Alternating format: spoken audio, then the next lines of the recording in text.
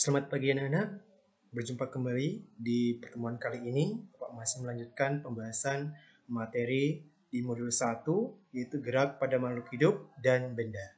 Nah, materi yang Pak jelaskan pada kesempatan ini adalah gaya, resultan gaya, gaya gesekan, dan gaya berat. Baik, sebelum Pak mulai, semoga kalian selalu diberikan kesehatan dan tetap mematuhi protokol kesehatan yang dianjurkan oleh pemerintah.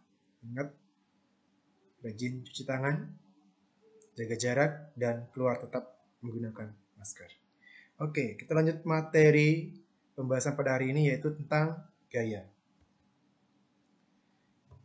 Nah, apa itu gaya?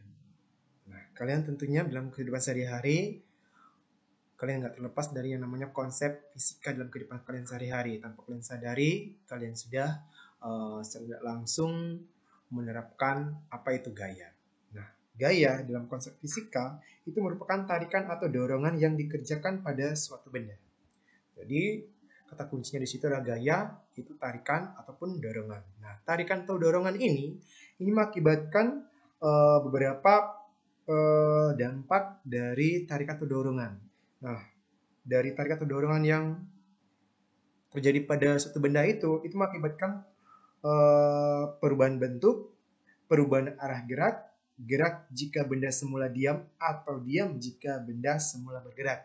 Nah, jadi tarikan atau dorongan ini mengakibatkan terjadinya perubahan bentuk, perubahan arah gerak, bergerak jika benda semula diam, atau diam jika benda semula bergerak.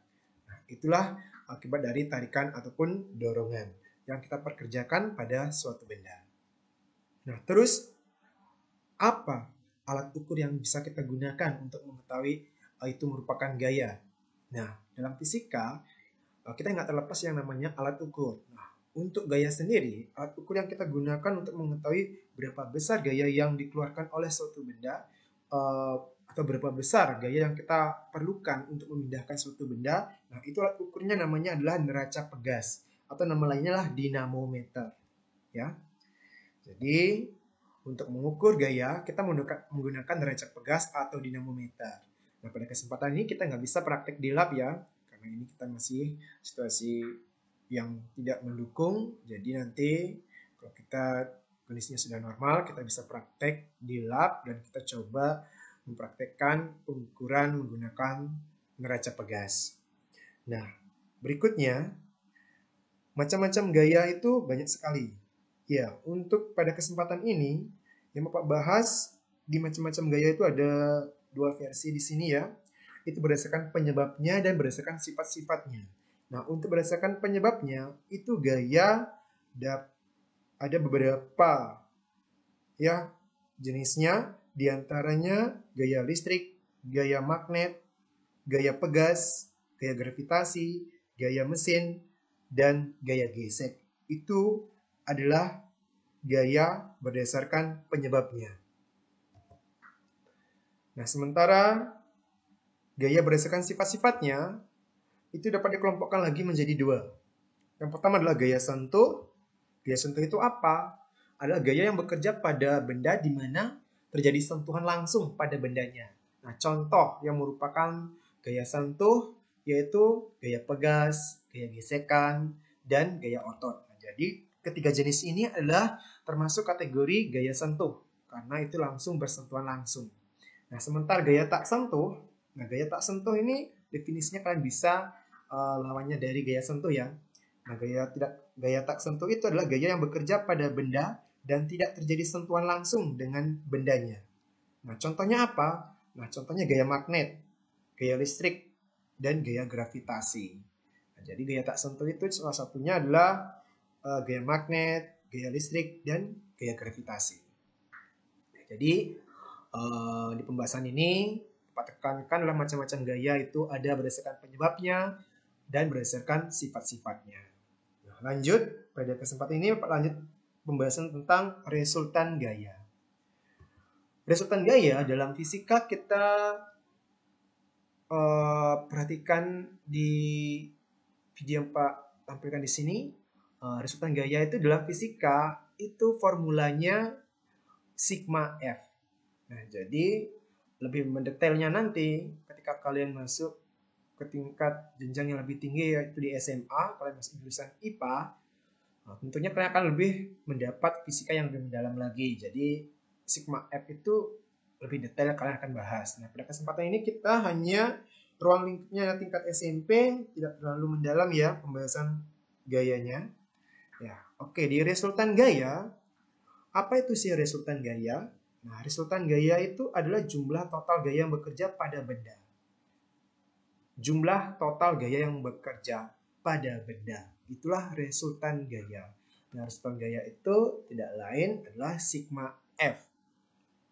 Nah, sigma F atau resultan gaya ini tergantung dari arah sejumlah gaya yang bekerja pada benda. Jadi dia tergantung pada arah gaya. Kalau arahnya dia searah, maka resultan gayanya dia nanti dijumlah. Bagaimana kalau dia berlawanan arah gayanya? Maka dia ada selisih, ya, selisih gaya. Jadi ada pengurangan di situ. Kalau dia searah, kalian jumlahkan gayanya. Kalau dia berlawanan, kalian kurangi gayanya. Berarti selisih dari gaya tersebut. Nah, kita langsung aja. Untuk resultan gaya ini ada 2 versi dan Pak kembangkan menjadi 3 versi ya. Nah, untuk versi yang pertama, resultan gaya yang bekerja pada gaya segaris dan searah. Nah, kalau gaya segaris dan searah, gimanakah resultan gaya? Seperti yang Pak sampaikan tadi, kalau gayanya segaris dan searah, maka resultan gayanya itu dijumlah. Ya, perhatikan gambar. Nah, misalkan gambar yang Pak tampilkan di sini adalah seorang anak yang menarik gerobak dan dibantu oleh temannya yang berada di belakang gerobak, di mana kondisinya dia mendorong gerobak tersebut. Sehingga kalau kalian perhatikan arah gayanya itu dia searah. Dan dengan gaya yang searah ini, maka resultan gayanya kalian tinggal jumlahkan aja. Maka formulanya sigma F sama dengan F1 tambah F2. Jadi untuk rumus atau formula gaya segaris dan searah, maka formulanya sigma F sama dengan F1 tambah F2. Apa itu F1? Gaya yang bekerja pada benda 1 dan F2 itulah gaya yang bekerja pada benda 2. Nah, berikutnya gaya yang segaris dan berlawanan arah gimana konsepnya? Nah, perhatikan gambar. Misalkan kalian melakukan suatu perlombaan, misalkan tarik tambang nih. Nah, kalau ada tarik tambang, tentunya ada dua arah ya. Arahnya kan berlawanan, saling tarik menarik. Nah, dengan tarik menarik tersebut tentunya arah gayanya berlawanan. Nah, dengan arah gaya yang berlawanan, maka resultan gaya atau formula gayanya yaitu diselisihkan atau pengurangan. Nah, tergantung sekarang gayanya yang mana yang lebih besar. Nah, sebenarnya nggak ada masalah. Entah gaya yang kecil kalian kurangi dengan gaya yang besar, atau gaya yang besar kalian kurangi dengan gaya yang kecil, itu nggak jadi masalah. Hanya saja nanti konteksnya ketika gaya yang kecil kalian kurangi dengan gaya yang besar, itu akan memperoleh nilai minus. Nah, tanda minus itu menunjukkan bahwa arah gayanya itu berlawanan dari gaya yang dikerjakan. Nah, itu saja yang membedakan. Kalau Anda kata kalian menggunakan gaya yang besar dikurangi dengan gaya yang kecil, hasilnya akan positif. Dan tanda positif itu tentunya kalian akan ada masalah. Nah, untuk formula gaya yang segaris dan berlawanan arah, kalian tinggal melakukan suatu formula di mana formula itu pengurangan atau selisih. Jadi sigma F sama dengan F2 kurang F1. Boleh nggak Pak F1 kurang F2? Boleh saja. Nah, tergantung kalian. Nanti kalau ketika minus hasilnya, itu menunjukkan bahwa gayanya berlawanan. Ya. Oke. Untuk kalian lebih jelas lagi, maka Pak memberikan contoh di sini. Ya. Ya, Bapak langsung memberikan contoh 3 soal di mana sebenarnya selain gaya segaris searah, gaya segaris dan berlawanan arah, juga ada yang namanya gaya segaris dengan kombinasi. Ya, yang maksudnya kombinasi di sini bisa nanti dia searahnya ada 2 gaya atau 3 gaya atau lebih, dan berlawanan arahnya juga ada gaya. Bisa bekerja gaya sebanyak 2 atau 3. Nah, itu tergantung nanti di soal. Nah, bagaimana kita mengatasi atau menyelesaikan permasalahan jika gayanya itu dikombinasikan. Ada yang searah, ada yang berlawanan. Nah, untuk lebih jelasnya, perhatikan soal berikut ini. Nah, untuk soal yang pertama, memberikan contoh soal yang searah. Nah, misalkan Chandra menarik benda dan dibantu oleh Karna. Nah, masing-masing gaya yang bekerja seperti pada gambar. Ya, kalau Chandra mengeluarkan gaya sebesar 50 Newton, sementara Karna mengeluarkan gaya 70 Newton. Nah, sekarang berapakah resultan gaya yang bekerja pada benda tersebut, yang dikerjakan pada benda tersebut? Nah, seperti konsep yang tadi Pak berikan adalah jika gayanya segaris dan searah, maka resultan gayanya yang bekerja kalian tinggal jumlahkan saja. Maka sigma F sama dengan gaya yang bekerja pada Karna, gaya yang dikerjakan oleh Karna ditambah gaya yang dikerjakan oleh Chandra terhadap benda. Nah, itu kalian masukkan sekarang angkanya 70 tambah 50. Kemudian yang satunya nggak perlu kalian masukkan. Nanti ketika hasilnya sudah akhir, di hasil akhir baru kalian cantumkan satuan. Jadi 70 tambah 50 kalian dapat nilai 120 Newton. Nah, terus kalau sudah mengarah ke gaya, ingat tuh gaya itu adalah besaran vektor. Selain dia memiliki nilai, dia juga memiliki arah. Nah, sekarang nilainya 120 Newton. Ke arah mana gaya itu bekerja? Nah, ingat arah gayanya bekerja ke arah Chandra. Misalkan kalau seperti gambar ini kelihatan Chandranya ada di posisi kanan. Kalian bisa mengkondisikan 120 Newton ke kanan. Boleh. Atau kalian berdasarkan orang yang melakukan gaya terhadap benda tersebut. Karena Chandra berada di sebelah kanan, kalian bisa mengkondisikan 120 Newton ke kanan atau 120 Newton ke arah Chandra. Boleh seperti itu ya. Silahkan kalian kreasinya kalian membuat redaksinya ya. Oke, berikutnya contoh soal yang kedua. Nah, contoh soal yang kedua ini Pak berikan contoh soal yang dimana gayanya segaris dan berlawanan arah. Nah, misalkan di gambar Pak memberikan Yanak dan Danura itu melakukan suatu kegiatan yaitu berupa tarik tambang. Nah, Yanak mengeluarkan gaya sebesar 175 Newton sementara Danura 150 Newton. Nah, berapakah resultan gaya yang bekerja dan kemanakah arah gaya yang bekerja? Ya, jadi bisa kalian arahnya kondisi nanti ke kanan atau ke kiri atau ke Danura atau ke Yanak. Ya, untuk menyelesaikan ini seperti contoh sebelumnya. Nah, berarti kalian resultan gayanya adalah, nah, pada kesempatan ini Bapak mengarah acuannya lah gaya yang besar dikurang dengan gaya yang kecil supaya nggak ada lagi cantum ada tanda minusnya supaya kalian nggak bingung lagi ya. Tapi kalau kalian nggak ada masalah minus atau plusnya nggak ada masalah, silahkan kalian mengkondisikan. Jadi Pak berikan dua alternatif pilihan atau mana yang kalian cepat mengerti silahkan itu yang digunakan ya. Jadi sigma F sama dengan F Yanak dikurang F Danura. Setelah itu kalian masukkan angkanya. F Yanak berapa tadi? 175. Terus F Danura 150. 175 dikurang 150 kalian memperoleh nilai 25 Newton. Ke arah mana? Ke arah Yanak atau ke kiri. Jadi seperti itu. Ya, kalau pembahasan untuk soal-soal seperti ini. Nah, berikutnya ini yang Pak bilang tadi, bahwa selain dua konsep ini, searah dan berlawanan arah, nah itu juga ada gaya segaris dengan kombinasi. Maksudnya Bapak tadi kombinasi adalah ada yang searah, ada yang berlawanan arah. Gimana contoh soalnya? Perhatikan. Nah, ini juga Pak arahkan di tarik tambang. Nah, di sebelah kiri ada 3 orang yang mengeluarkan gaya dengan masing-masing Sita mengeluarkan gaya 50 Newton, Sina mengeluarkan gaya 30 Newton, dan Siki mengeluarkan gaya 45 Newton. Sementara yang ada di kanan, itu ada Ci dan Du. Ci mengeluarkan gaya sebesar 35 Newton, sementara Du mengeluarkan gaya 65 Newton. Nah, sekarang pertanyaannya juga sama, nggak jauh beda. Nah, berapakah gaya yang bekerja atau berapakah gaya yang bekerja pada sistem tersebut, atau berapakah resultan gayanya, kemanakah arah gayanya? Nah, pembahasan juga sama. Nah, kalian selesaikan dulu formulanya. Formulanya adalah yang searah kalian jumlahkan, sama-sama searah kalian jumlahkan, setelah itu baru kalian yang berlawanan, baru kalian kurangi. Nah, sekarang yang searah, silakan. Yang searah, misalkan yang di sebelah kiri, kalian jumlahkan dulu, yang di kanan jumlahkan dulu, setelah itu baru kalian kurangi. Jadi, Formula yang Pak buat adalah sigma F sama dengan jumlahkan dulu yang searah, yaitu gayanya ta ditambah gayanya na ditambah gayanya ki. Baru dikurang dalam kurung gayanya ci tambah gayanya du. Masukkan angkanya. Jadi 50 tambah 30 tambah 45 dikurang dalam kurung 35 tambah 65. Nah, selesaikan dalam kurungnya dulu. 50 tambah 30 tambah 45 itu hasilnya 125. Kemudian 35 tambah 65 itu hasilnya 100. Jadi 125 dikurang 100.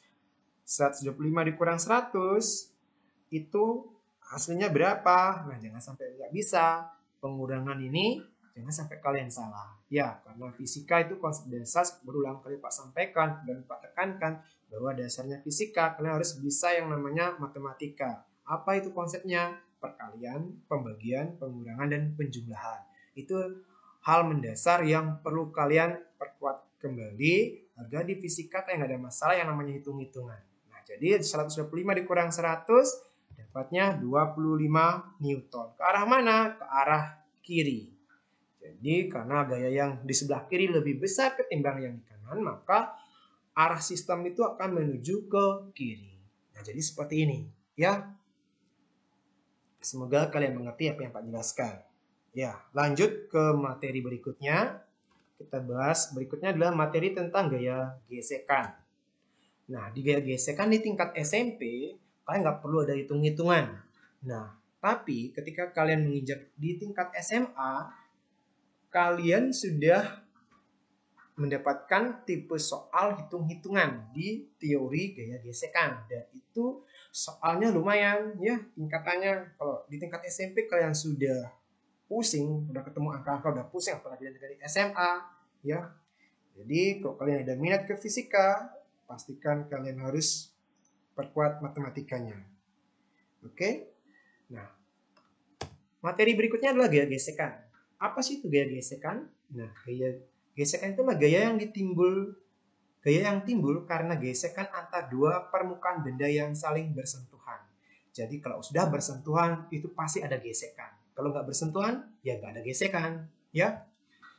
Nah, gaya gesekan itu dapat terjadi pada benda yang ada di darat, di udara maupun di air. Nah, pada intinya gaya gesekan itu ada yang menguntungkan dan ada yang merugikan. Nah, gaya gesekan yang menguntungkan dan merugikan itu yang gimana? Nah, Bapak memberikan beberapa sampel aja.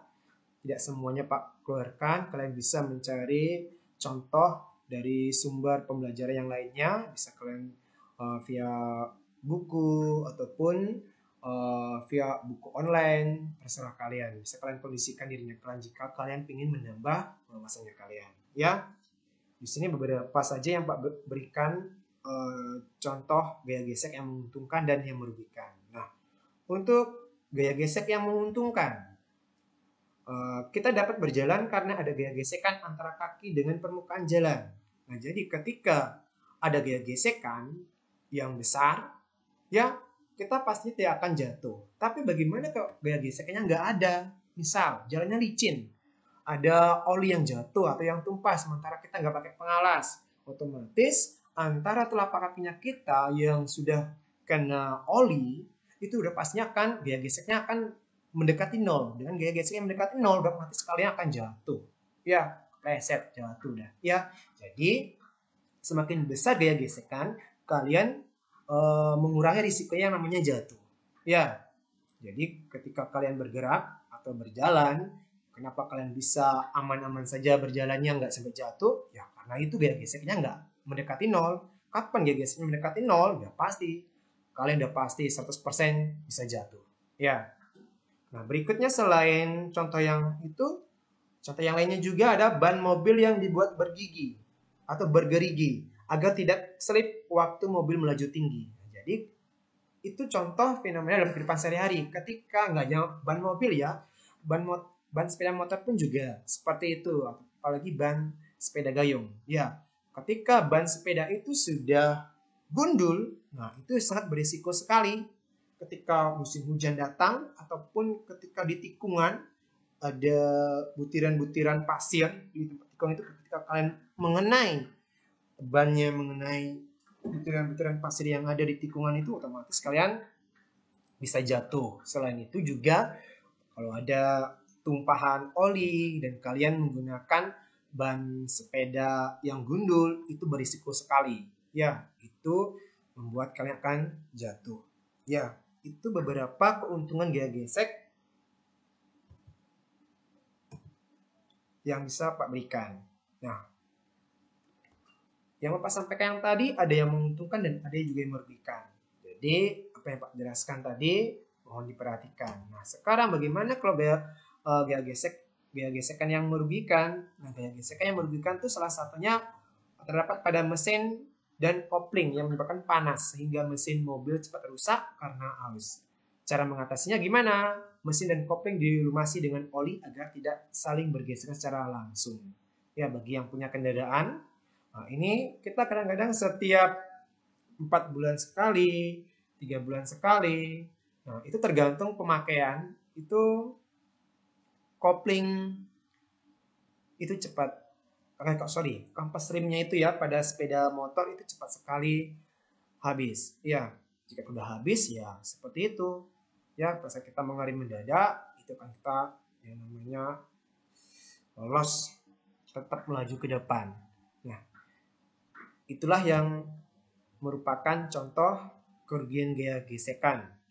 Semakin sering terjadi gesekan, kampas rem yang terdapat pada sepeda motor itu akan cepat habis. Tentunya di situ perlu pengeluaran. Ya, apa itu? Ya, kalian harus ganti.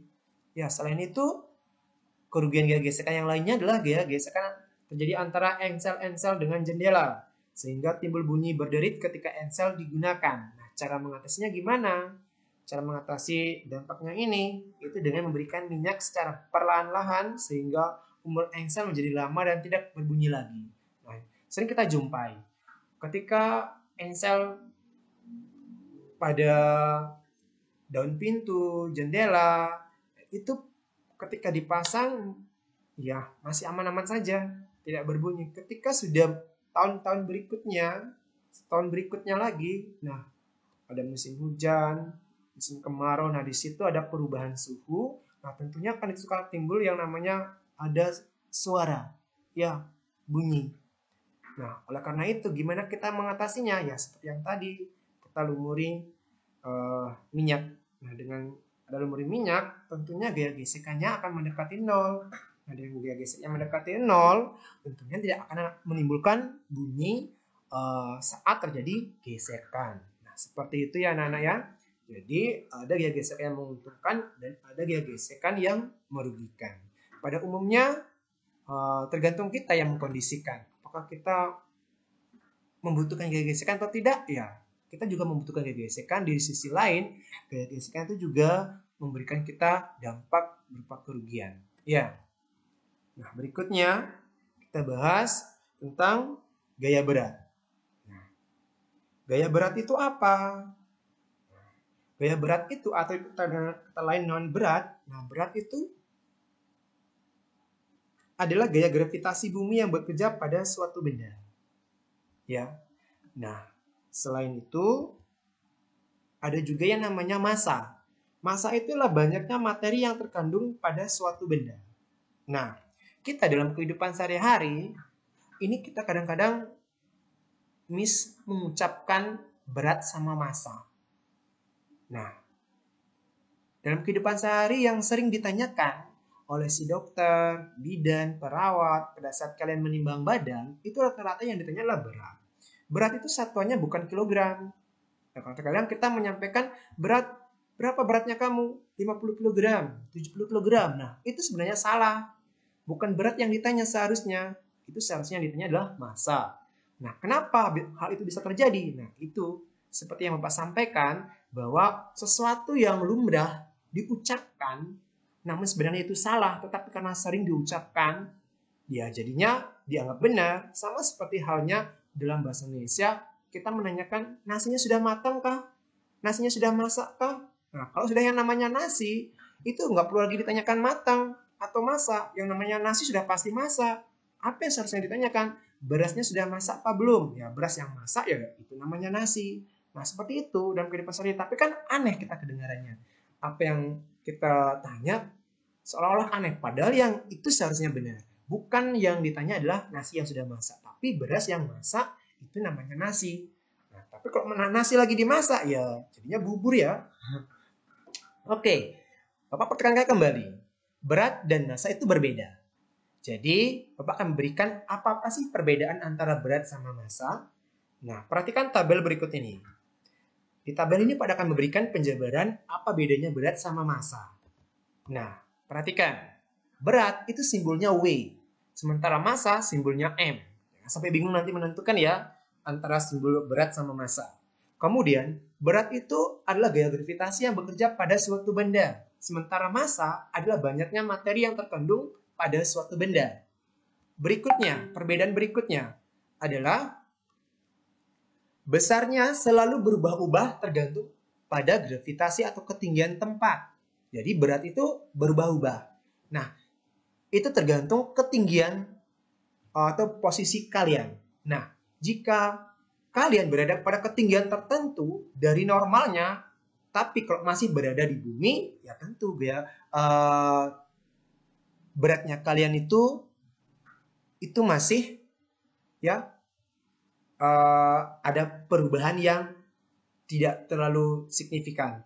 Ya, tapi kalau udah kalian melewati bumi, nah tentunya gaya gravitasinya kalian otomatis perlakuannya berbeda. Gaya gravitasi di bumi dengan di luar bumi itu beda-beda.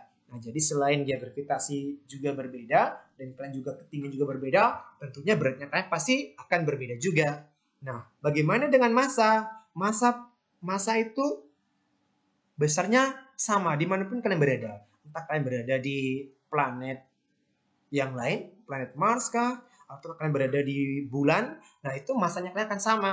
Yang membedakan adalah beratnya kalian. Nah, kenapa beratnya berbeda? Yang pertama, pastinya gravitasi. Di bumi sama di bulan beda.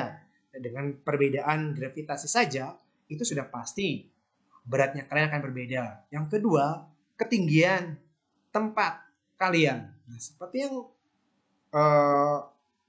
perbedaan sebelum yang Pak sampaikan bahwa ketinggian itu berpengaruh terhadap berat suatu benda. Semakin kalian tinggi, tentunya beratnya kalian semakin berbeda pula. Ya. Nah, kemudian satuan dari berat itu apa selain Newton? Ada yang namanya dine. Nah, kalau massa itu selain kilogram ada juga gram. Selain itu juga ada kuintal, ada ton, dan masih banyak satuan yang lainnya. Ya. Kemudian alat ukurnya. Nah, untuk alat ukur berat kita menggunakan raca pegas atau dinamometer. Ya, sama namanya untuk mengukur gaya. Nah, sementara massa itu alat ukurnya neraca, timbangan. Nah, inilah yang Bapak sampaikan. Salah kaprah pengucapan atau menanyakan berat dan massa. Kadang-kadang kita di lapangan berat itu kita bilangnya satunya kilogram. Nah, padahal itu salah.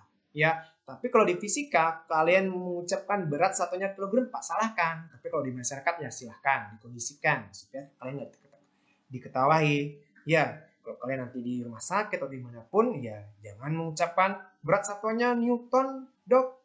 Newton, suster. Nah, kok Newton? Nah, kata guru fisikanya saya, berat satuannya Newton. Wah, jangan seperti itu. Ya, kalau kalian di sekolah ya kondisikan. Ya, dimanapun posisinya kalian itu dikondisikan. Ya, karena masing-masing kondisi itu pasti cara tersendiri pengucapannya. Jadi kondisikan aja. Jadi kalau kalian di sekolah, pastinya kalian harus menjawab berat satunya Newton, massa satunya kilogram. Tapi kalau di lingkungan masyarakat ya disesuaikan supaya kalian nggak diketahui ya. Oke. Kemudian termasuk apakah besaran berat? Nah, berat itu termasuk besaran turunan dan vektor. Sementara massa itu termasuk besaran pokok dan skalar. Nah, apa itu besaran vektor, apa itu besaran skalar, dan apa itu besaran turunan, besaran pokok, itu ingat kembali penjelasan yang disampaikan oleh Ibu Ivanya saat kalian berada di kelas 7. Ya, karena materi fisika itu berkelanjutan. Jadi kalau kalian melupakan materi yang sudah diberikan, ya kalian akan mengulang lagi ya. Oke, berikutnya Bapak memberikan formula untuk gaya berat atau berat. Jadi formula berat itu W sama dengan M kali G. M itu apa? G itu apa? M itu massa benda. Satuannya kilogram, satuan SI-nya. Kemudian G itu percepatan gravitasi bumi. Nah, percepatan gravitasi bumi ini harus kalian ingat, besarnya itu 10 meter per sekon kuadrat. Nah, nanti ketika di soal tidak dicantumkan gravitasinya, kalian harus ingat, besarnya adalah 10.